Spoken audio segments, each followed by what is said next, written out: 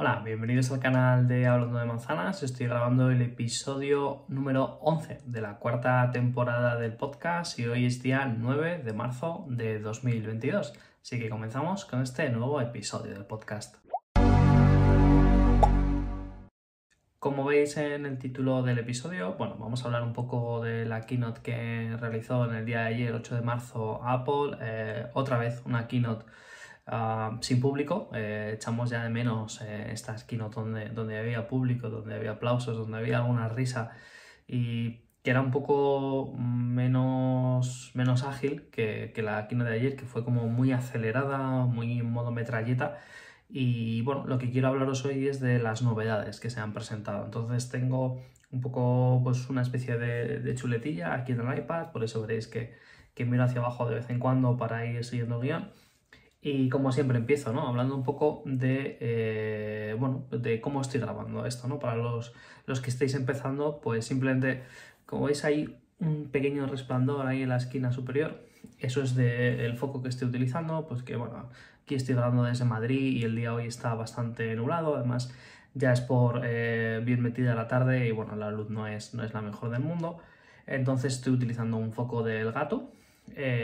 También estoy utilizando los AirPods Pro para todo el tema del sonido, que como veis llevo puestos, y lo que es el vídeo lo estoy grabando directamente con la cámara delantera del iPhone 12 Pro. No, ya sabéis que no he comprado este año la generación 13 porque era, por no decir idéntica al 12, y bueno, he decidido continuar con el 12 Pro y la verdad que bastante contento. Tengo la pantalla bastante cascada de rayajos, pero bueno, ya este año que viene, este septiembre mejor dicho que viene, igual me planteo cambiarlo.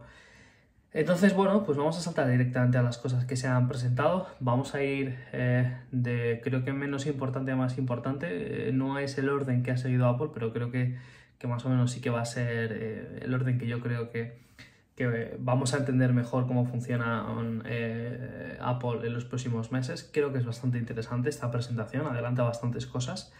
Y también en la última parte del vídeo hablaremos de aquellas cosas que no se han presentado, que quizás para muchos usuarios sean más importantes las cosas que no se han dicho a aquellas cosas que sí que se han dicho. El primer tema del cual quiero hablar es que se ha presentado un nuevo color verde para el iPhone 13 y para el iPhone 13 Pro.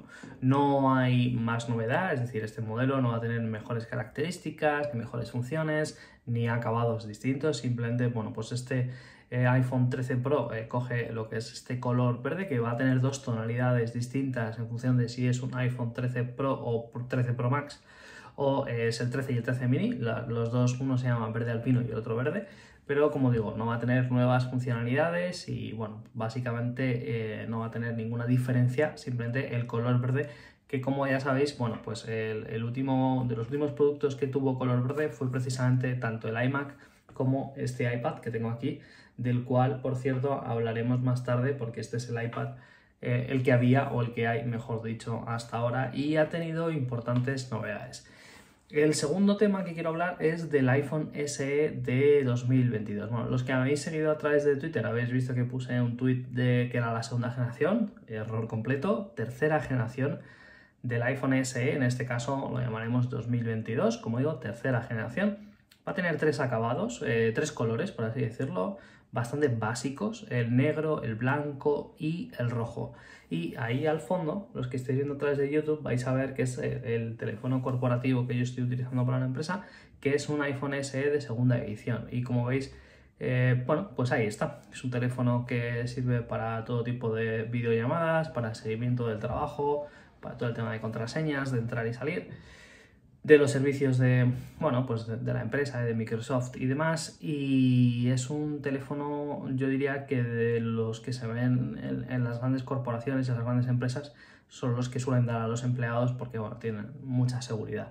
La pantalla va a seguir siendo igual que este, que es un iPhone de 4,7 pulgadas, un teléfono por lo tanto compacto, pequeño. Nos alejamos del iPhone 13 y nos enfocamos en eso, en un teléfono compacto, 4,7 pulgadas. Una cosa que me parece muy interesante es que pequeño, compacto, no quiere decir que no sea potente, y Apple ha decidido meterle el nuevo procesador que ya se presentó con los anteriores iPhones, el A15 Bionic. Es un procesador que nos va a permitir ejecutar básicamente cualquier aplicación, juego o cualquier tipo de actividad que queramos hacer con el iPhone sin inmutarnos. Es un procesador de gama alta en un teléfono compacto. Por lo tanto, se podría perfectamente decir que es uno de los mejores teléfonos compactos del mercado sin riesgo a equivocarnos. Posiblemente del iPhone, evidentemente, es el mejor teléfono compacto que hay, pero incluso si lo comparamos con el territorio Android, podríamos decir que es el que mejor rendimiento va a tener de ahora y en los próximos años. La cámara trasera tiene 12 megapíxeles, no es una maravilla, pero está bien. Tiene grabación a 4K, tampoco es una maravilla, pero está bien. Analizaremos lo que es el dispositivo una vez que salga al mercado, ahora hablaremos de eso. Pero como digo, no es una maravilla. Hace fotos, hace vídeos, pero no es para entusiastas de la fotografía del vídeo, simplemente para gente que quiera hacer ese tipo de actividades, pero que no sean una prioridad en su vida. La cámara delantera sí que es un poquito más escasa, tiene 7 megapíxeles, suficiente para hacer un selfie. Podríamos, por ejemplo, grabar este episodio del podcast con esa cámara y se vería bien, no se vería tan bien como con el 12 Pro, pero se vería bastante bien. Y una cosa que es bastante llamativa es que sigue incluyendo Touch ID. Es el lector de huellas dactilares que va lo que es en el interior del marco y va a hacer que el teléfono parezca más pequeño o la pantalla parezca más pequeño de lo que realmente es, porque no va de esquina a esquina. Entonces, bueno, tiene sus desventajas, tiene sus ventajas. Del lector de huellas dactilares todos lo conocemos, todos los hemos usado. Personalmente yo hubiera apostado por un lector de huellas dactilares, lo que es en el botón de encendido y apagado, que es como este botón de aquí que tiene el iPad, y creo que es el mejor sitio para poner el lector, porque así, bueno, pues quitamos ese círculo de la parte inferior de la pantalla, podemos poner más pantalla o hacer incluso el dispositivo más pequeño. La batería, según Apple, va a ser para todo el día, como digo, espera de que pase por nuestra mesa de análisis. Y una cosa importante es que va a incluir 5G, lo cual quiere decir que vamos a poder navegar sin wifi, navegar pues, cuando estemos por la calle, por ejemplo, estamos de viaje con la máxima velocidad posible actualmente. Hay 3 tamaños de almacenamiento correctos: 64, 128 y 256 GB. El de 64 en torno a un coste de 529, 128 GB son 579, por lo tanto, bueno, por 50 euros más tenemos el doble de almacenamiento, creo que puede ser interesante, pero ya el de 256 GB se va hasta los 700 euros, lo cual ya es un precio que me hará que pensar de más de uno si merece más la pena un iPhone 13 o este iPhone SE. Particularmente yo pienso que te puede interesar el de 64 o el de 128, como digo, 256 yo al menos no me lo plantearía. Entonces, como opinión, un poco, pues como he dicho al principio, sin haberlo probado sobre el papel y sobre lo que nos ha comentado Apple, es un iPhone compacto, con un diseño que yo creo que es anticuado, pero con un rendimiento actualizado.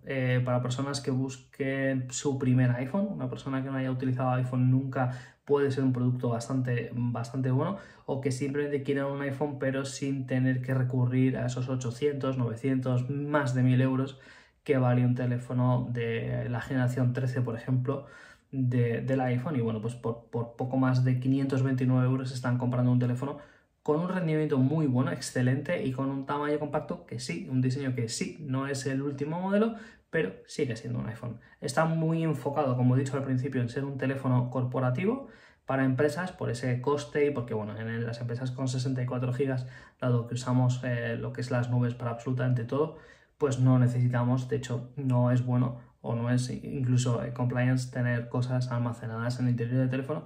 Por lo tanto, un teléfono que puede ser enfocado en esas dos vertientes. Personas que les gusten los teléfonos potentes pero compactos, sin gran presupuesto, y para empresas. El siguiente tema del que os quiero hablar, del iPad Air, en este caso de quinta generación. Aquí os estoy enseñando este, que es el de, bueno, lo estáis viendo con la funda, pero este es el de cuarta generación, el que había hasta hace poquito, que estaba en color verde, que es francamente muy chulo, es el que llevo usando bastante tiempo, y la verdad es que yo no encuentro necesidad de actualizarlo ni de cambiarlo. Para el tipo de cosas que hago me resulta bastante, bueno, lo necesario, no necesito más básicamente. Este iPad Air de 2022, ¿qué novedades trae? Bueno, la principal es que se le incluye el nuevo chip de Apple M1. También, si habéis seguido a través de Twitter lo que es la retransmisión de ayer, dije que era el M1 Pro. Bueno, es absolutamente falso, es el M1, no es el M1 Pro, evidentemente. Y más funciones es que va a tener la función de la cámara Center Stage. Por ejemplo, ahora, pues la cámara, en vez de ser así, se giraría un poquito hacia mí para que yo siempre esté en el centro de la imagen y que no esté ladeado. Pero bueno, yo en este caso estoy buscando el estar ladeado. Luego también se incluye, si elegís el modelo que tiene Wi-Fi celular, también tendríamos conexión 5G. Para aquellos que la quieran, tiene más velocidad en el puerto USB-C. Recuerdo que es este puerto de aquí abajo para cargar lo que es el iPad o transferir fotos con un USB o con lo que sea, pues ahora tenemos más velocidad. Y la cámara frontal de 12 megapíxeles, que es la cámara delantera, se ha mejorado. Eso es lo que dice Apple. También lo pediremos para salir de dudas y ya veremos. Sigue con una pantalla de 10.9 pulgadas, una pantalla que está muy bien para todo tipo de ocio, para incluso temas profesionales, para poder escribir con un Apple Pencil, manejarla en internet, lo que sea. Tiene Touch ID, como he comentado al principio, aquí en el botón de encendido y apagado, que lo considero un acierto absoluto. Y bueno, el resto de acabados y accesorios son los compatibles, los mismos que en el modelo anterior. Los precios siguen siendo los mismos que eran, tenemos dos capacidades.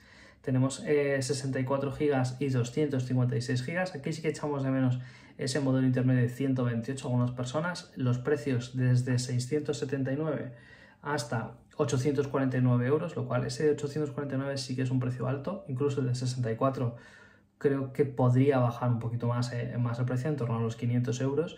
Pero bueno, son los precios que pone Apple. Ya sabemos que el iPad Air es un modelo que ahora mismo deja un poco de lado, incluso desde mi punto de vista, al iPad Pro, porque ¿para qué voy a comprar si prácticamente tiene el mismo hardware? ¿Para qué voy a comprar un iPad Pro? Pocas diferencias sustanciales para el día a día entre estos dos iPads, y creo que si yo tuviera que comprar un iPad ahora mismo, compraría un iPad Air en vez de un iPad Pro. Tiene nuevos colores y, como digo, bueno, pues vamos a ver cuando pase por una mesa, pero ya os anticipo que una de las dudas que me surgieron ayer viendo la presentación es eso: ¿para qué voy a comprar un iPad Pro si el iPad Air tiene muchas de las cosas que tiene el Pro? Incluso tiene cosas que son mejores, como la mitad prácticamente del precio. Se han presentado otros dos productos adicionales. Hasta aquí era como la presentación más enfocada a los usuarios, a todos los que usamos los productos de Apple para ocio de forma profesional, pero sin querer dedicarnos estrictamente a eso. Pero digamos que el primer tercio de la presentación ha sido para usuarios y los otros tercios han sido para profesionales.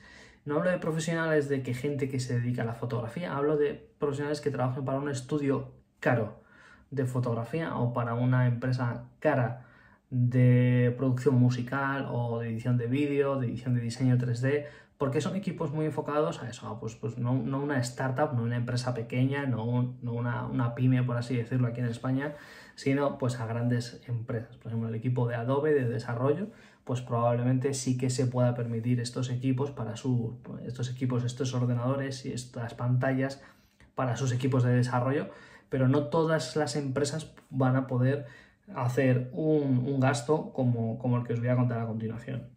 Se ha presentado el Mac Studio, que es una especie de Mac Mini pero un poquito más ancho, en el cual sigue siendo un equipo de sobremesa con puertos en la parte trasera. Muy inteligentemente le han puesto, en función del procesador, puede llevar el M1 Max o uno nuevo que se llama M1 Ultra. No se han presentado procesadores M2 por el momento. Como digo, lleva dos puertos delanteros si es el Max y 4 si es el Ultra, y los dos llevan ranura de tarjetas SD en la parte delantera, ¿no? Esto es un equipo que está pensado para ponerlo encima de una mesa. Bueno, tengo aquí unas breves notas. Respecto al iMac, por ejemplo, pues no tiene pantalla, hay que comprar la parte. Si lo comparamos con el Mac Pro, que es el equipo que más o menos en cuanto a precio, casi en funciones, se le podría parecer, pero el interior no es modificable fácilmente en este Mac Studio. Y si lo comparamos con un Mac Mini, pues hay mucha más potencia, mucho más rendimiento en este nuevo Mac Studio que con el Mac Mini, debido a que, como digo, empiezan con el M1 Max, que es el procesador que hasta ahora era el más potente que tenía Apple en el catálogo de sus chips, y ahora sacan uno nuevo que es muchísimo más potente, como han comentado en la presentación. Cuando digo muchísimo es brutalmente muchísimo más, también es muchísimo más caro, que es el M1 Ultra.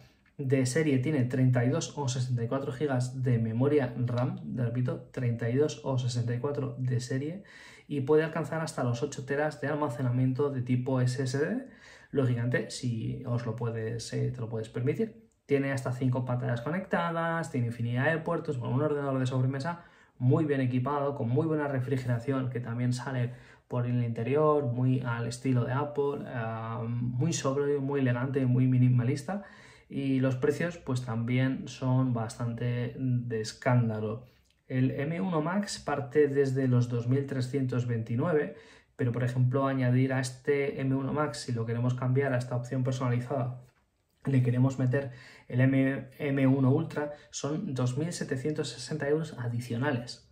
El chip, solamente el chip, saltamos de 2.300 a más 2.700, es decir, casi 5.000 euros de ordenador. Y por tanto, si lo elegimos el M1 Ultra de serie, sería un precio en torno a desde 4.629 euros. Por eso digo que son equipos destinados para empresas con equipos de desarrollo muy técnicos, de alto rendimiento y que necesiten este tipo de actividades. Pues la verdad es que se escapa de mi mano. Son actividades muy profesionales que seguro que, bueno, si estáis dentro de cada uno de los nichos de producción musical, querer, por ejemplo, en una misma línea de tiempo añadir muchos instrumentos virtuales o edición de vídeo en muchas pantallas en tiempo real, o diseño 3D y queréis meter muchos efectos, bueno, pues simplemente todos esos tiempos de espera o tiempos de renderizado, de exportado, simplemente imagino que bueno, estos precios se reducen prácticamente al mínimo. Por lo tanto, bueno, pues tus empleados estarán menos tiempo trabajando o menos tiempo esperando a que el trabajo se pueda terminar, entonces más eficacia. También se ha presentado una Studio Display, que es una pantalla de 27 pulgadas, que es más económica que la que hasta lo que es la Apple Pro Display que había ahora, es 5K, y bueno, tiene también altavoces, tiene micrófonos, le han puesto cámaras, se puede usar con un ordenador, con un portátil, con otro ordenador si queremos, es compatible con Mac, con Windows y con cualquier otra cosa, incluso con el iPad. Y bueno, el precio es también bastante elevado, le han incluido soporte BESA, bueno, bastante interesante, pero como digo, una pantalla que es una pantalla muy de nicho para aquellas personas que bueno, quieren tener todo el ecosistema y todo el escritorio muy bonito con todo lo de Apple. También se han actualizado los accesorios a juego, como el ratón, como el trackpad y como el teclado, todo en tonos para ir acompañando a este Mac Studio. Y bueno, pues un poco la opinión que me ha generado esta presentación, pues como digo, ¿no? Un tercio de la presentación está enfocada en usuarios estándar, las personas que usamos el iPhone, que con el iPhone SE, con el nuevo iPad Air, cosas que usamos y que podríamos comprar habitualmente en una tienda de Apple y que usamos los mortales. Un tercio de la presentación se ha enfocado en hablar del chip M1 Ultra, que me ha parecido una presentación bastante técnica para la gente que suele ver este tipo de presentaciones y menos fanboy, es decir, muy enfocada en unas personas determinadas, en unos usos determinados. Estas personas que compren el M1 Ultra al final serán una minoría, aunque se haga una gran facturación porque los precios son muy caros, pero son una minoría y quizás es una minoría que Apple había tratado en el pasado, pero que había dejado un poco de lado y claramente se quieren enfocar mucho más y quieren retomar ese contacto dentro de los Mac, dentro de la empresa, y la mejor forma es hacer bueno, productos totalmente para ellos, porque estos son productos totalmente para ellos. Y el último tercio de la presentación está enfocado en hablar los dos productos que son para ellos. Por un lado el procesador y por otro lado lo que es el Mac Studio y la Studio Display, que como digo son productos completamente enfocados para un mundo profesional.